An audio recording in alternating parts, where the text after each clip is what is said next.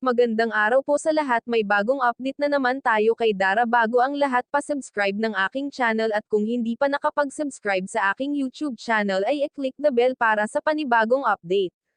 Sa pagbisita ng mga kalingap kay Dara, may kailangan ito sa kanya. Kakagaling lamang sa eskwelahan ay mukhang excited na iparinig kay Dara ang sasabihin nila. Ayun na nga mga kalingap, ay may magandang balita kay Dara. Ano ito? May surpresa ang kalingap sa kanya para hindi na nga itong si Dara mahirapan, kaya binigyan ito ng washing machine para di na mahirapan magkusot si Dara. Naalala nyo ba mga kalingap na sa unang vlog ni Dara napansin niyo na tinulungan ito ni Erica dahil napakarami ng labahan ni Dara.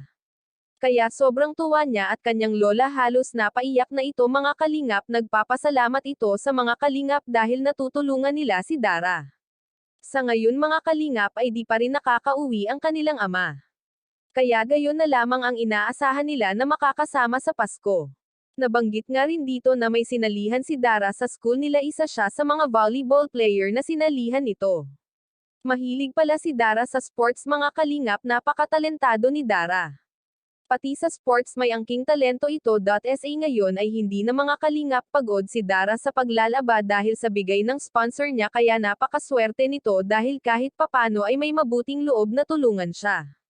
Mga kalingap, bakit nga ba na dapat bigyan lamang ng atensyon sila?